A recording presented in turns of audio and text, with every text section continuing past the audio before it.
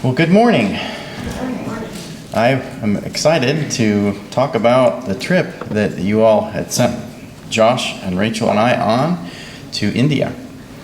And so if you were here last Sunday, and I was not, I was in India, but last Sunday I understand Josh presented about the first week of the trip, because he, of course, went on 1 week and then we stayed an additional week. So he was able to present about that first week on the trip. And so I'm going to try to not talk about the first week and be too redundant to what Josh had shared, but to try to focus on some things about the second week. So the city that we were in the second week was Vizag. That's the way I say it, Vizag. But the longer name is Visakhapatnam or something. So that's why I say it the shorter way. But Josh shared this verse last week as well, 2 Timothy chapter 2, verse 2. This is, of course, Paul writing to his beloved younger preacher that he was mentoring, Timothy, and giving him this mission. And this was sort of part of the mission that we took to India as well. And the things which you have heard from me, so Timothy, you've heard things from Paul, the apostle, in the presence of many witnesses, and trust these to faithful men who will be able to teach others also. Now, of course, we haven't learned directly from the apostle Paul, but from his writings. And these things that we've learned, we've entrusted to faithful men, so these preachers that we were able to work with for those 2 weeks. And the goal of having them learn these things is so that they will teach others also, and so on and so on, and that's how the gospel spreads. And so I think that was a good verse that we both thought about that relates to our work there these last 2 weeks. So a little context from the airport here. So let's see, let me get a little laser pointer on here. So Narasrapet is where we spent the first week together and worked in that area. And so as we were picking up Josh's story, taking Josh to Vijayawada, the airport here, that was about a 2-hour trip to take him back. So 70 miles to take him back to the Vijayawada International Airport there. And so as we were dropping him off, I didn't really get many photos, but I did get one of Josh there and our driver. This man was named Vijay. I learned later at the very end of the 2 weeks or 3 weeks or whatever it was that he's actually a Hindu. He's not a Christian. So he was our hired driver, but he was interested. He paid attention to some of our sermons, and he was seemed to be responding to some of that. So that was kind of interesting. But anyway, this is Josh. We're saying goodbye to Josh. But then as we drove to Vijayawada, we continued driving that direction further and further, and it's marked there as about a 5.5 hour drive, but there were all kinds of side trips. So 214 miles, ended up being very late in the evening. We got back, not back, but we got to our destination in Vizag. And so Vizag, or Visakhapatnam, is this area here shown on the map. This is the Bay of Bengal, and in this vicinity were the villages that we went to the second week and worked with, in addition to our main teaching preachers work in the daytime. And I'll show the chart that Josh shared here as well in a moment to remind you, in case you don't remember how that was the first week. So before we got to our week of preacher training, just starting with the Sunday, we went to a different place. We're in a totally different area now, so we go to a place called Panchadarla Village. And this is a picture of us approaching this meeting place. And often these meeting places are people's homes. And so this is Priscilla's house. And up there at the top, in this upper part that sticks out more, that's where the church meets up there. Part of it is open air, and that's why there's that canopy. And part of it is an enclosed room. But of course, she lives in the lower part because it's her house. So that's something to keep in mind. That's a little different than some of the customs that we have.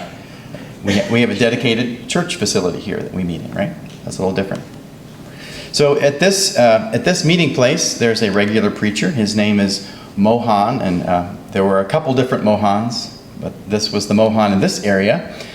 This fellow here in the standing is Mohan I'm referring to, but this gentleman seated is also named Mohan. So it got a little confusing sometimes. But he's there introducing and getting things ready. I was going to speak this day, so then this is me speaking at this group in Panchadarla. Now, they often had Rachel up at the front, which seems kind of weird. She wasn't preaching or teaching. She was not teaching or having authority over men. But as the honored guests, that was their custom, was to put them on these front rows like this. So that's what's going on there. And so, as I said, this is her house. This is the church that meets in Priscilla's house. And we actually have a Priscilla, or a Prisca, Priscilla and Aquila. Her shortened name of Priscilla is Prisca. And so in 1 Corinthians 16, verse 19, we have Paul writing this: the churches of Asia greet you. Aquila and Prisca, or Priscilla, greet you heartily in the Lord with the church that is in their house. So in other words, there's a congregation that meets in their house, and all of those people are greeting you. They're saying hi. They're sending their greetings. And so that was a kind of interesting verse in light of the woman whose house that is, Priscilla. This is actually her name. And so we could say, you could change it slightly, that the churches of Southern Asia is where we were, greet you. And there's no Aquila. Priscilla here is a widow that we met. Priscilla greets you heartily in the Lord with the church that is in her house. And so this is Priscilla. And she was very kind to us and provided lunch for us after church downstairs in her home. And so it was very, very kind. Very good woman. And of course, the early church often met in sometimes in public places like the courtyard of the temple, Solomon's portico, Solomon's porch, your translation may say, or often in private homes, like as we're seeing here. And there's some other examples besides the one I already shared with you, but Romans 16:5, we see this reference also, Romans 16:5, also greet the church that is in their house. Greet Epaenetus, my love. So in this list of greetings, there's this mention that there's a church that's in their house. Colossians 4:15, greet the brothers who are in Laodicea and also Nympha and the church that is in her house. So Nympha is a woman who had a church that met in her house. And then in the very short letter to Philemon, at the very beginning of that letter, referring to Apphia, our sister, and to Archippus, our fellow soldier, and to the church in your house. So we see that as a common practice. So it's kind of neat. We read about that in the New Testament, but my experience has been I meet in dedicated church buildings that the churches have used funds to purchase and to maintain for this purpose. But now I've met in several people's houses, similar to what we read about in the first century. So that was Sunday. Monday through Friday is the classes where we're teaching preachers. So Josh and I developed material from Paul's letters to Timothy, 1st and 2nd Timothy, and the letter to Titus. So he's writing to these young preachers about how to conduct himself and how to develop the church. And so that's appropriate material for us to teach to preachers so that they can preach and develop the church and do all of the things that preachers should do. So the first week, the classes were Mondays, so it was 4 days a week. So it was Monday through Thursday, and then we had Friday off. But the second week, instead, we had Wednesday off, and so it went through Friday. So it's still 4 days, the difference there. And so this is what Josh had shared last week, and so I just copied this because this was really the same as that we did for week 2 as well. Our mornings would be, Ambedkar would take us out to breakfast, and then we would go and do our first lecture. We would take turns. It would be Josh, Matt. There was one day we did Matt, Josh, this sort of thing. So it all evened out. And then after lunch, well, for lunch we would go over to Ambedkar's home, and he would serve us. But of course, the second week we were hundreds of miles from his home, so we would go out. He would take us out. And then in the afternoon we'd have the other lectures, and then rest at the hotel. And rest really meant get ready for the preaching that night. And so that night then we would go out to a different village and preach and have prayers. There would be people would come at the end of that time of assembly and preaching, and would come up with prayer requests, and we would pray for them right then. So that was a little different. Then we would go out to dinner and go to a hotel, and these were very late nights. So a lot of times we get home by midnight. Of course, that week too is Josh is absent now, so the Josh Matt became Matt. And so I had to kind of adapt, having heard his presentations the first week, and so I was able to try to present them in his stead, in his absence then the second week. And of course, all the while, our host, Ambedkar, is translating these into Telugu, because we're speaking in English, but most of our audience don't understand English, so it's being translated into the local language of Telugu.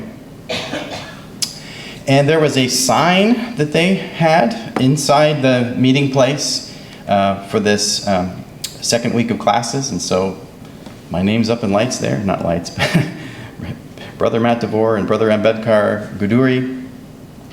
He was, of course, the translator, and then a mention of Mohan being the local preacher in that place there. And so we had people come from rather far away for this. For some reason, the first day, there wasn't as many people. There were a little bit more than I show in the picture here that came. But as the week progressed, more came. And so by the end of the week, I think we had 30. If you'll recall, Josh presented about the first week, we had 70. So if you add those together, we have 100, but maybe there were some men who traveled with us. I'm not sure if they were double counted. So maybe 90 different individuals we reached with that, something like that. And so this was kind of the routine for each day. We teach these classes. And then each night we would go to a village. So Monday night we went to a village called Agraharam Village. And so this was what that meeting place looked like. And Guduri translated for me. And as I looked out at the audience, this was who I saw there. A lot of women sitting in the front, really a lot of women in a lot of these groups there. And it was before I began preaching, but as we were together, I think we were singing or something, and the power went off. So we had regular power outages, which is not something we're used to here. Like every morning at like 5:35 a.m. or something, there would be a power outage at the first city. And there was some different time in the second city. There would always be this power outage. And but then there were random ones like this. This was just, surprise, the power's out. And it was only out for like a minute or something. Sometimes it's out longer. So people got their lights out. We didn't stop. We just used our flashlights and continued. Rachel got to interact with some kids. She's teaching this child My God is So Big, the song, My God is So Big, so great and so mighty. And so some of the younger kids know English better because the school system is teaching English, whereas the adults didn't get that when they were growing up. And so she had a little bit of a better time to interact with the children with English. So on Tuesday, we had the same kind of day. We're teaching the preachers. I say me, I'm teaching the preachers the second week here. And after our classes, it was our 30th wedding anniversary. And so they had made a special provision here and got us a cake during one of our breaks. We went downstairs and to their home, and they had this cake for us to celebrate our 30th anniversary that happened to fall on this crazy trip. And I surprised Rachel with her ring. So her ring had been in disrepair for over 5 years, and we decided to get it ready, but it wasn't ready on time. It's like, okay, it's not going to be ready for our trip. And but then the next day they called me and said it's ready. So I went and got it, And so I kept it a secret. And then at this moment, when we had this cake and whatever, I gave her the ring, and she liked that. So that was kind of a fun moment. But then, of course, Tuesday night, we're going out to a village. This was Comedy Village. And this was a very small place. This room we met in was probably the size of a lot of bedrooms, I would say, in the U.S. And so I was preaching up there to a small group, but there were people, there's a window right here. There were people outside of that window that was open. They were listening. And then back behind, there were doors, people outside in the doors listening too, because it was such a small place. But they were interested in the gospel. And then Wednesday was a break day, so we took a break. We didn't have the preacher class, and I think we didn't have a preaching place that night. And so we got to do a little touring. There was a place that had an old military aircraft as a museum you could go through. And back in the history of India, I guess they had a relationship with Russia. So this is a Russian airplane, Russian-made airplane, but Indian Air Force used this Russian airplane as part of their Air Force. And then we were going to go up this mountain, and there's this gondola that we saw these gondolas, but then the sign said, by ropes or by steps, and I'm like, well, ropes? I'm like, am I going to have to climb the ropes? And so I asked that bed car, like, we're not climbing ropes, are we? Like, no. That's just how that's what they call this. I would call this cables or something. But anyway, I had a heart attack for a moment thinking I was supposed to climb ropes up the mountain, but that's not what it was. So we got to go up there and see some really beautiful views of God's creation. You know, we're more familiar with America and seeing the beautiful things around here, but you know, God's hand is at work all throughout the world, and we got to see some beautiful coastline there. And the folks there were so generous and kind. They never let us buy anything. They would buy things for us. And this was Gandhi. This is Ambedkar's brother. So Josh mentioned him in the first presentation. So this kind of captured his spirit, I thought. He was always had a good sense of humor, and he was always taking pictures, and I was always kind of joking around with him, and he was a good guy. But he took good care of us along with the others, provided everything we need. There was always a bottle of water available because it's hotter there, and no air conditioning, and we sweat a lot. And so just a good man, good brother. So then Thursday night we went to Pedanarava. You'd think I'd learn how to say these things. Been there, but it didn't work. Pedanarava is another village we went to Thursday night. And so this place, I kind of thought they just didn't have power, but I think they were having a power outage that night. As we've looked back, there's actually lights in there that just weren't on. But this wasn't just a minute. This was the whole time. As we arrived, it was dark, and you know, we go inside, and it's dark. This is up at the front where I'm supposed to preach from, in the dark. And they turned on some more battery lights just to try to get things going. There was also a battery-powered amplifier, audio amplifier system that they used, but that only lasted for like 5 minutes, and it stopped working. That's a really big deal there. I mean, we have a sound system here to help you all hear in the building, but the way they do it is they'll have this, I mean, there's no windows here, right? So they have that sound go out to the neighborhood. And so that maybe goes against our sensibilities. Well, I don't want to disturb everybody, but this is the way it's done. And as they begin their service, they'll have singing will begin. Maybe there's not a group there yet, but a few of the men are starting leading songs. And through this loud sound system, then the villagers know, oh, we're going to meet. And they'll come increasingly and fill the building, which is just a different, you know, we meet at 10 a.m. or whatever meeting time we come, and we go by the clock, and they go a little bit more by these audible cues. It's a little different. Anyway, so that was an experience. The floor there was kind of a rough textured concrete, and of course we're barefoot, so a little different experience.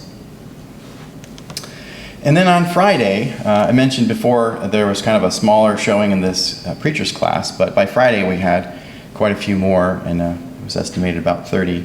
I didn't actually count those. I wonder if it might be more, but and so we had some travel plans that were changing for reasons I don't fully understand.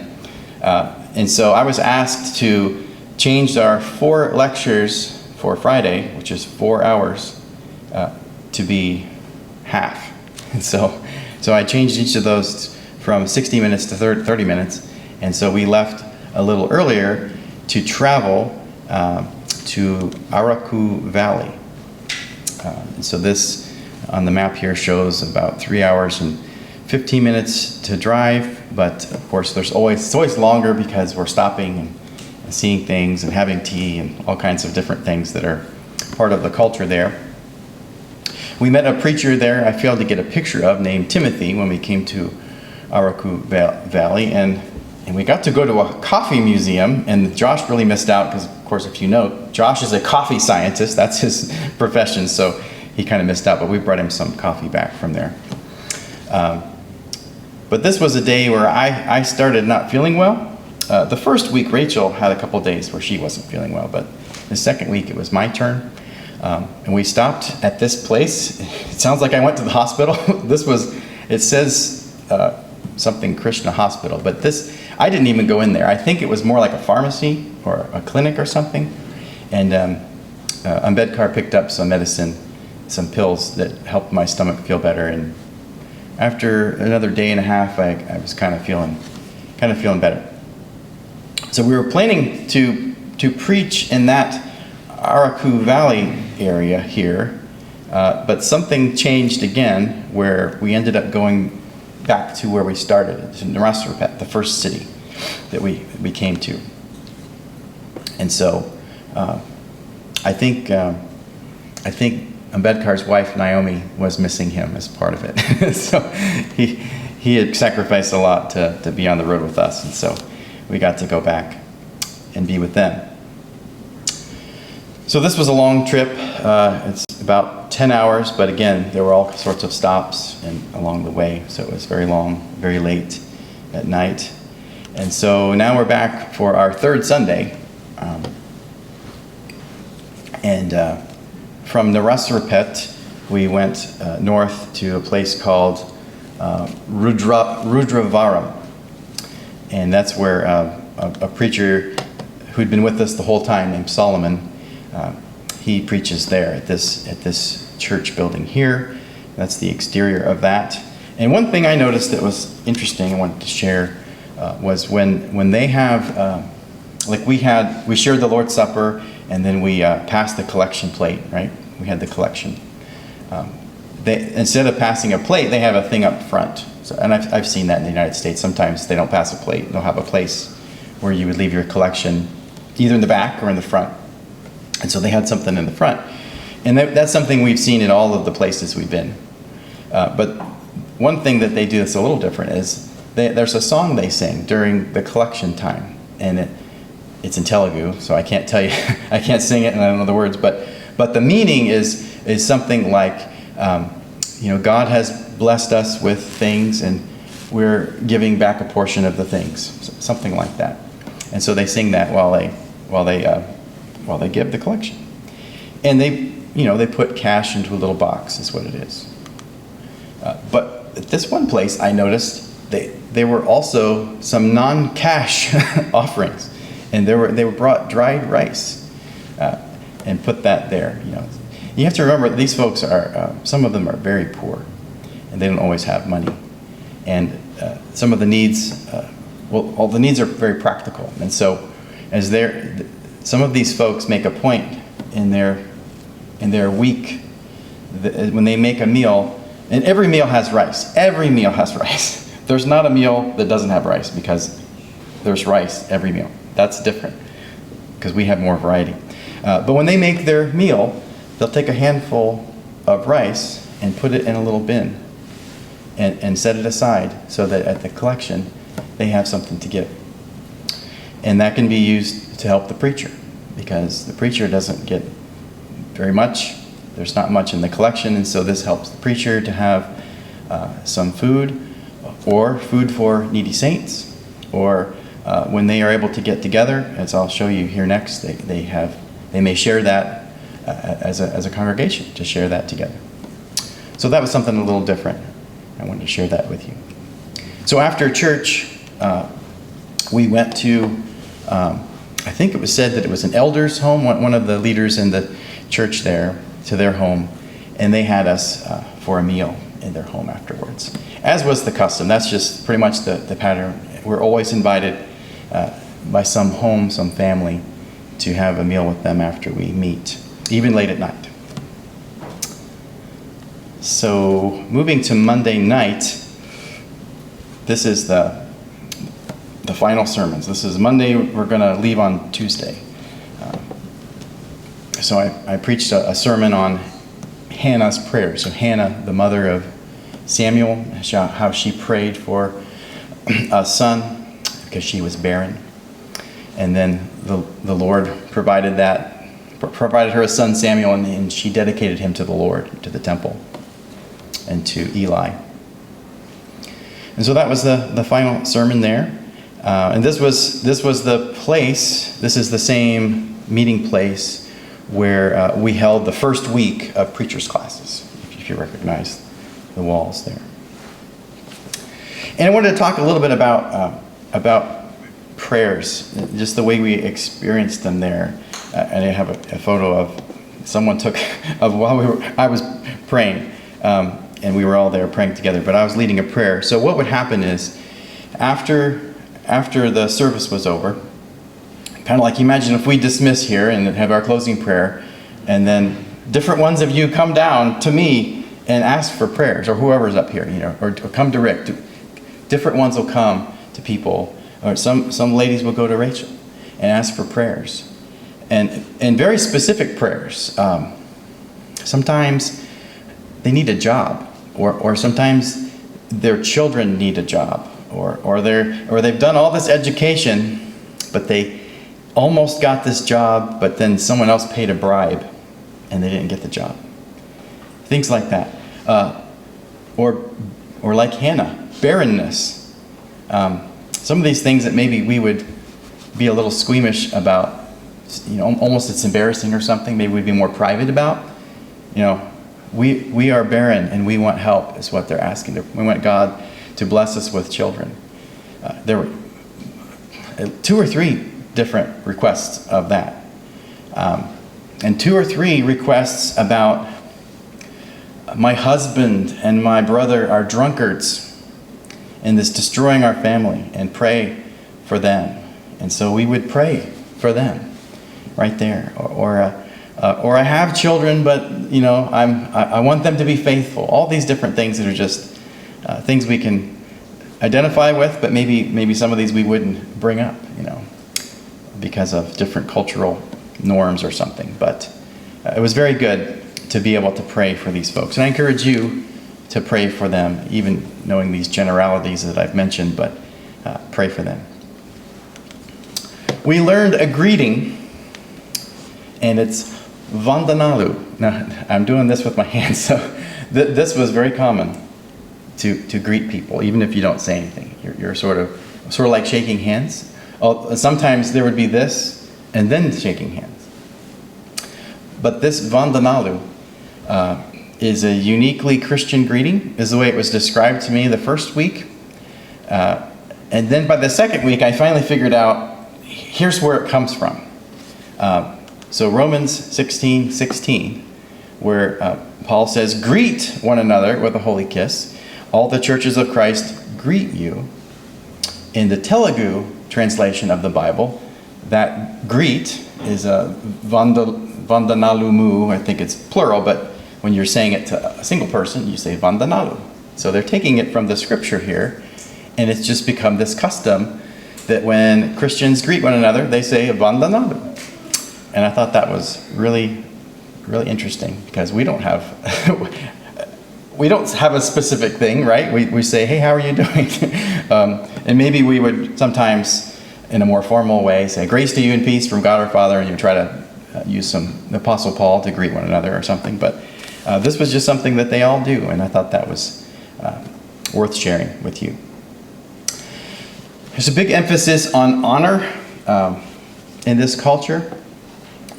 And of course, the Bible talks about that, the Romans 12, 9 through 10. Let love be without hypocrisy, by abhorring what is evil, clinging to what is good, being devoted to one another in brotherly love, giving preference to one another in honor. We should honor one another. And so there's different ways we would do that. Maybe in our culture, let's say we had a guest speaker for a gospel meeting, and we are going to have a potluck together, and we would make a point that visiting preacher would go first in line or something, or maybe he would say the prayer, or just different polite things we would do like that to honor someone. Well, they had us put on these garlands and stuff and sit in these chairs.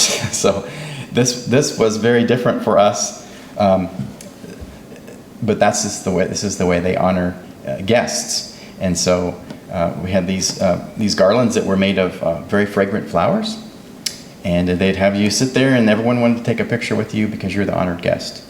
And so a little different custom, because we're Americans and they're Indians, different cultures, but still we should have the attitude of honoring one another regardless of which culture we're in. And another thing I wanted to emphasize was the generosity in poverty.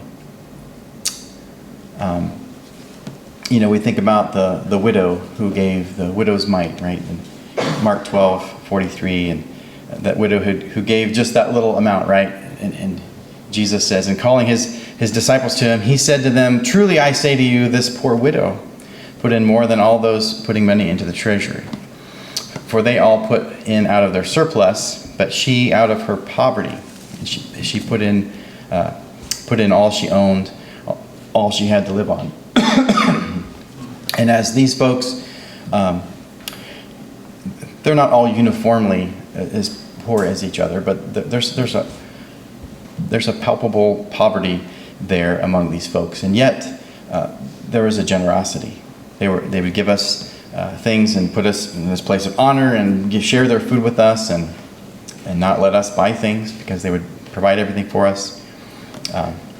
It just was really kind of overwhelming. Another passage to think about, 2 Corinthians 8, 1 through 5, and particularly verse 3 there, talking about the giving of the Macedonians. For I testify according to their ability and beyond their ability. They gave of their own accord. And that reminded me of these folks really blessing us with great kindness and generosity when really, maybe in the big picture, we had more physical means than them, but they still were so kind to us.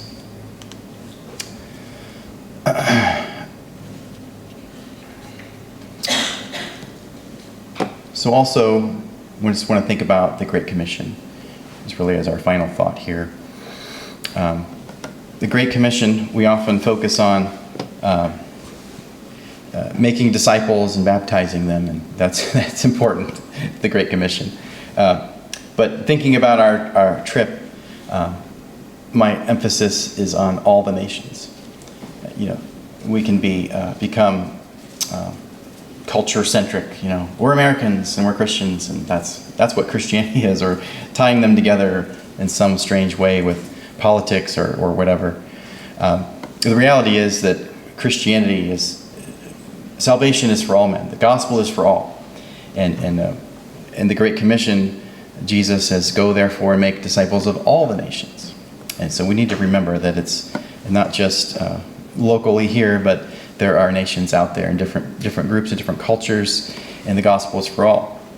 And yes, as we're making those disciples, we need to be baptizing them in the name of the Father and the Son and the Holy Spirit, and teaching them. The teaching them is kind of making me think about the work we did in trying to help train those preachers. Teaching them to keep all that I have commanded you, and behold, I am with you always, even to the end of the age. Of course, Jesus is with us in spirit, even to the end of the age. And so, Josh and I look forward to putting together a presentation together, instead of just the two pieces separate, and so we may work that out and have another opportunity to talk about some things with you about this, and maybe other churches that would want to come and visit and hear about this as well. But we're going to sing this invitation song, Mended and Whole. Oh, how great the salvation in Jesus, that the prophets of old testified. Even angels desire its revealing. Praise and glory to Christ crucified. So, as we make disciples and baptize them, it's all about Jesus. We're baptizing them into the death of Jesus to walk in newness of life. And so we have this great salvation in Jesus. And we can be made mended and whole. You know, we're a disaster in our sin. We are injured. We're broken. But he can make us mended and repair those injuries and make us whole instead of broken. And so if anyone here needs to obey the gospel, to even be baptized in the name of the Father and the Son and the Holy Spirit, or to be reconciled with God in any way, we encourage you to let it be made known, and we'll help you as we stand and sing the song.